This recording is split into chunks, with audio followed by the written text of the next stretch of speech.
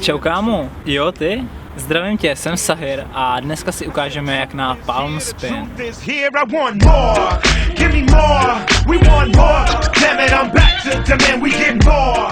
U palm spinu není tak důležitá rychlost rozeběhu. Důležitý je zejména umístění rukou. Proto se soustředíme na to, abychom je umístili správně. Pokud se točíme směrem doprava, tak pravou ruku umístíme na hranu překážky s tím, že prsty směřují směrem dolů, směrem k zemi. Druhou ruku položíme dále na překážku. Pomůže nám k tomu, abychom se lépe otočili.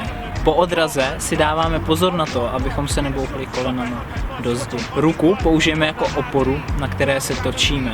Je tam velice důležitá. V letu se díváme za svým ramenem, v mém případě to je pravé rameno.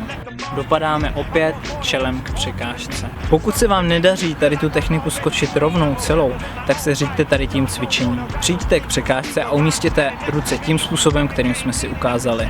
Následně se odrazíme a na překážku umístíme levou nohu. Pravá noha jde skrz. Čím větší jistotu získáváme v tady té technice, tak tím méně tam je naše noha potřeba.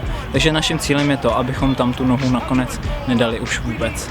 V tomto videu pro vás mám výzvu. Pokud jste úspěšně skočili palm spin, tak se podívejte na techniku wall spinu a zkuste skočit i wall spin. Je to podobný, nicméně o něco těžší.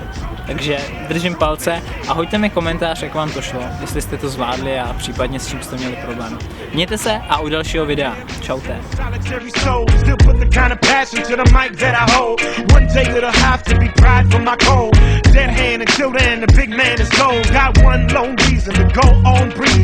Climbing to the zone of the evening, keep reaching just to pull more out the core of the demon.